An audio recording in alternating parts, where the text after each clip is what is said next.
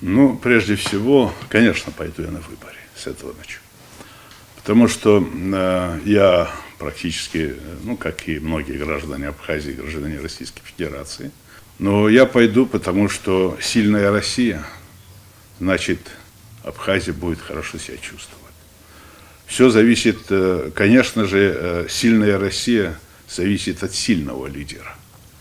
А я сейчас другого лидера в России не вижу, Владимир Владимирович, кто бы его мог бы заменить в России. Тем более те кандидаты, другие кандидаты, которые стоят, конечно, они все достойные ребята, но, мне кажется, самый достойный это Владимир Владимирович Путин. Мы, абхазы, и вообще наша республика, не только Абхазия, все жители Абхазии, очень во многом мы обязаны России в целом, и в частности лично Владимиру Владимировичу. Память должна быть длинная. Я очень хорошо помню, когда мы на границе толпились, мы не могли выезжать, когда мужчины до 60 лет, от 18 не могли переехать границу, когда мы были заперты. И только лишь, когда Владимир Владимирович появился на небосклоне российской политики, то бишь это в нулевые годы, впервые пошло ослабление.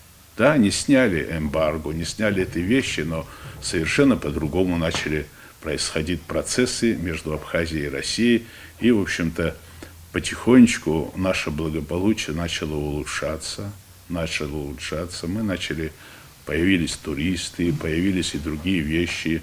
И впервые в 2003 году уже, в 2003 году впервые начала Россия в чем-то вкладывать в Абхазию. То есть я был участником, я тогда был председателем парламента, я ездил и со мной обсуждали многие вопросы, я в курсе всех событий, которые происходили.